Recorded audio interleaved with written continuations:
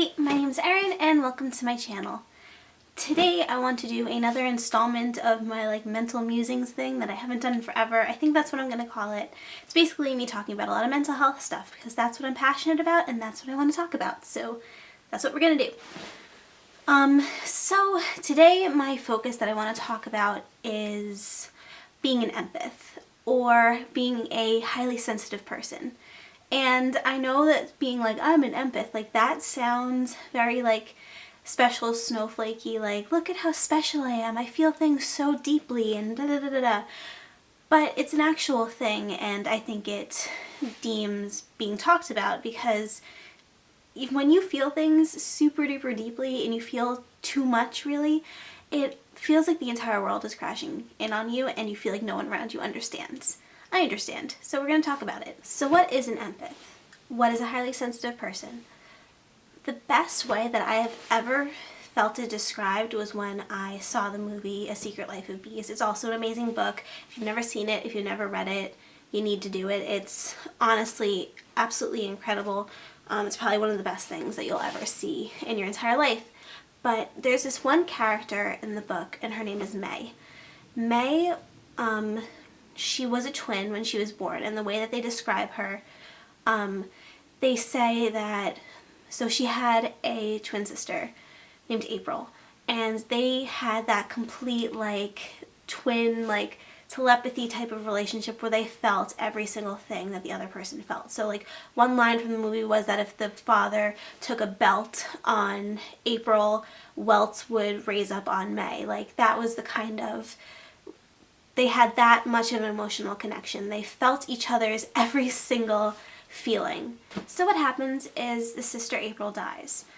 And the word is, after April died, the entire world became May's sister. And I remember when I first heard that, I felt like I was punched in the stomach. I was like, I know that feeling. Oh my gosh, I've never felt it explained to me in that way, but that's how it feels. That you start feeling every single solitary thing in the world. And this character, May, she's very prone to having complete meltdowns and she's crying all the time because anytime she sees something on the news or someone she cares about is hurting, she gets extremely overwhelmed and starts hysterically crying because she's feeling all of these emotions, and it's a helpless feeling because you don't know what you can do. You hate that someone else is feeling this way and you just want to take it away from them, so you put it on yourself and you put it on yourself and you put it on yourself, and then it gets overwhelming and you melt down. So when you're a highly sensitive person, the entire world is your sister. You're feeling everything, every little thing, and you pick up on things extremely easily too. So even if someone doesn't outright come up to you and be like, hey, I'm having a hard time, there's just something in you that you can sense that the person's having a hard time. And I'm pretty sure that everybody, has some type of sensitivity to the person, to people around them, that you can kind of pick up on someone's having a bad day or if someone's a good person or a bad person. I think everyone kind of has those instincts, but when you're a highly sensitive person, you're so aware and you're so in tune to it that you're hyper aware of every single person around you and you can feel their stuff and you want to do something about it. Most of the time, at least. I know that's how it is with me. And so what you do is you try to take on those things from people. And when you're a highly sensitive person and you care that deeply about the entire world, because when you are feeling the entire world stuff, you care about the world and everybody in it in a very deep way, that you care about strangers almost as if they're your own family, even though you don't know them, because you can just feel everything about them and you just want to take all these things away from them and all their bad feelings away from them. So it feels like the walls are closing in around you a lot of the time because you're taking this on, you're taking this on, you're taking this on. Now, on paper, being a highly sensitive person can be a real blessing because you're feeling things so deeply that you're able to connect with people on an emotional level that a lot of people aren't able to, because you want to get into the deep, dark stuff. You want to sit and talk about your deepest, darkest feelings instead of current events. It's just, and it makes it very hard to connect with people because most people don't want to tell you their deepest, darkest secrets when they first meet you. But with me, at least, I physically can't have small talk with people. If I'm meeting someone, I want them to tell me like the hardest thing that's ever happened in their life. It's just how I function, and it's not good. And I'm working on being a little bit less like that. But so you kind of become the safe haven for people. And it can almost, especially if you're dealing with other emotional problems, when you're becoming someone's safe haven, when someone comes to you and says, I just feel safe talking to you, because it's something I've heard so many times and it's the best feeling in the world. But the thing is, if you're already having some emotional issues, it becomes that the only way that you can feel like you even exist is when you're helping another person. And I mean, that sounds on paper great, like, awesome, you live to serve, that means you're a really good person, except you're not being a good person because you're destroying yourself, because the only thing that makes you feel like you're real or that you're worth existing on this planet is if you're helping other people. But you can't separate your own feelings from that person's feelings. So instead of taking on their problems, helping them, and giving them back to you, you're taking on their stuff and you're keeping it in your heart, and you're being like, let me take this burden from you and I'll put it here because I deserve to suffer, but you don't. So here, give that to me, and give that to me, and give that to me. And you do it to everybody around you, and you try to take everybody's pain away at the same time while wearing a smile on your face and telling everyone, I'm fine, just tell me your problems, don't worry about me. And then going home at night and crying and being like, why does nobody ever ask me if I'm okay? But it's because you're telling everybody you're okay, because you want to be the one that everyone comes to for their problems. You don't want to tell anyone your problems because you care too deeply and you feel like you need to take on the weight of the world constantly. And this is how I've been my entire life, that the only way that I feel like I'm worthy of existing is if I'm helping the people around me. And it's manifested in ways that I've wound up in very harmful situations with people that were not good to me, but I was always there for them no matter what, and they could treat me however they wanted and I wouldn't leave them. Because another thing with being a highly sensitive person or being an extremely empathetic person is that you develop these really, probably to the point of being unhealthy, bonds with people that when you start caring about someone, they become your entire world and you love them so deeply and so unconditionally. And the thing is that most people won't care about you in that same way. And that's not to say that they don't care about you, but you tend to get so almost codependent that you make this person your world. And 9 out of 10 times, this person isn't thinking of you as their world. They might be thinking of you as one of their friends or even one of their best friends, but you're not their one and only human being. And it's a really imbalanced relationship because you're like, I need you to talk to me so I feel like I'm worthy of existing. I need you to tell me that I'm a good person and that I'm a good friend to you so I can be okay. So when you're taking on all these people's things and you're developing these really tight bonds with people that are often unrequited, it's not healthy for you. And then the thing is, it is exhausting taking on the weight of the world constantly. It is exhausting and no human being can handle it for forever.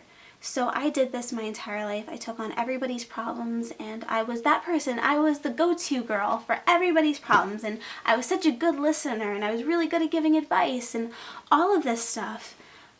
But then I wasn't. Then things got really, really bad for me. It was probably around my sophomore year of high school, which if you watched my last video, that's when my eating disorder really got bad and I just completely shut down. So the thing is, I had been taking on everybody's stuff for so long while also dealing with my own stuff, but not actually dealing with my stuff because I was using other people's problems and helping them to distract me from my own stuff that I needed to deal with. I wasn't dealing with my stuff because I was helping this person. And all of a sudden I shut down and I couldn't carry anybody's burdens anymore. And then it gets really hard because you start pulling away from people because you're afraid that they're going to start laying more things on you. But then you also feel like the worst person in the world because you're like, why am I not helping this person, this person, this person, and this person? And that doesn't make you a bad person. You should never feel bad about putting yourself first or taking care of yourself. And that's something I'm only just beginning to learn. And that's what I really want to say. If you're a very sensitive person, if you're a highly sensitive person and you feel everything in the world, And I know that's the only thing that makes you feel like a good person, is when you're helping other people and you feel like if you put yourself first instead of someone else, you're a horrible person, because there's so much going on out there. So why aren't you focusing on everything else? Why are you focusing on yourself? You're so insignificant. But it's not true. And the thing is, you can't give yourself fully to someone else. You can't give all your time and your energy to someone else if you're not okay. You just can't. You might be able to do it for a few weeks or a few months, or even in my case, a few years, but eventually it's all going to be too much and you're going to completely shut down and you're not going to know what to do. So this is where setting healthy boundaries comes in. And I never knew how to do this before, and I'm only just learning how to do it, because it still feels like I need to constantly be making sure everybody around me is okay and taking on all their stuff. I'm learning how to take care of myself, and I'm still there for other people when they need it. When they need me, I'm still there for them, but I'm not trying not to be there in the same way where they are my entire heart and soul. I used to think that made me a good person, if I made someone else my entire world, and that I put my entire heart and soul into helping somebody else, my entire life force. But it didn't make me a good person. It just exhausted me and drained me and made me less of me. And I can't do that anymore. So that's something about being a highly sensitive person. And the thing is, too, you feel very lost and very alone, because the thing is, you have all this light inside of you. If you're a highly sensitive person and you really, really care about people, honestly, that's a special thing. And it's really an amazing thing to be able to deeply connect with people that you don't even know. That's one of the gifts of being a highly sensitive person. Everybody has gifts. People who aren't highly sensitive also have a lot of gifts, but this is what I'm talking about. But it's a beautiful thing. You have all this light inside of you, and you have all this great stuff to give to the world. But the thing is, if you give it all away because you're helping this person, you're helping this person, you're helping this person, there's no light left for you. You're just left in the dark, and it's a scary place to be, because the thing is, after a while, you're going to run out of people to help, or you're not going to be able to help people anymore. And then when you're not able to help people anymore, that one thing that kept you going, that one thing that made you feel like you were worthy of existing on this planet is gone. And then you downward spiral, and it's not healthy and it's not good. So there's a way of learning how to use that highly sensitive part of yourself, and that part of yourself that cares so much and feels everything. You have to learn how to put a wall up sometimes. You have to learn how to set healthy boundaries, which is something I'm still learning how to do. I don't know if any of you have ever read the book The Giving Tree by Shel Silverstein. It's actually supposed to be a really happy book, but it always disturbed me in a way. So basically, there's this little boy and this tree, and they have this relationship that they're so close to each other. So like, he plays on her when he's little, and then when he gets older and he gets a girlfriend, they carve their names into her, and so she keeps giving these things away to him, basically. So she's giving her branches to play on, and this and that and that. And then towards the end, she gives away her entire self for him to build. I believe it's his house. He cuts her down, and she's just a stump. And then at the very end, the boy is an old man, and he's sitting on the stump, and it's supposed to be like, and the tree was happy because she gave all that she could give. But it always kind of disturbed me in a way. Like, it's supposed to be, oh, isn't this so lovely? She gave him absolutely everything that she had. She had no more to give.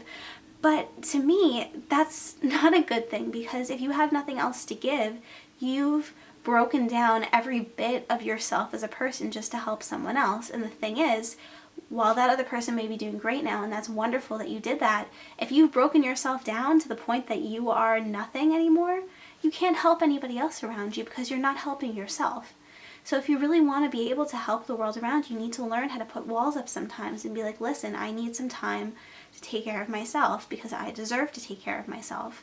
And it's hard, and I'm still working on it, so I can't tell you, like, this is how you do it, and I'm coming out on the other side, but I'm just trying to tell you that it's hard. And what I really want to get at here is that if you're feeling this way, you're not alone, because I remember so many times hysterically crying because a friend of mine did something that deeply upset me. And a lot of the time it probably wasn't a really bad thing, but it was that they were my entire heart and soul, and they were my entire world, and I loved them so unconditionally and more than anything in the entire world, and they didn't feel as deeply about me. They might have cared about me and they might have loved me, but they didn't have this weird, like, you are my entire life and you are my everything and you're my favorite person on the planet. They didn't have that for me. And so many times I would have absolute meltdowns because of this, because I couldn't understand why I always loved people more than they loved me. It's a horrible feeling to feel like that all the time, and I think when you're a highly sensitive person like this and you care so deeply and you feel too much, because I always feel like I feel too much, it's very easy to feel like there's something fundamentally wrong with you and that you're wrong and bad and weird and crazy and alone, and you're not alone, and there are other people like you out there. I really hope this video wasn't all over the place. My main gist was that I wanted to talk about experiences that I've had and feelings that I've had that I know other people have too, but you might feel like nobody else is understanding you, or maybe you watch this and you're like, wow, I felt that way my entire life, but I never knew that there was an actual word for it or that it was an actual thing. So that's really what I wanted to say. I hope this made sense in some way. Thank you so much for watching. I'll see you next time. I won't look as scary, hopefully. Bye guys.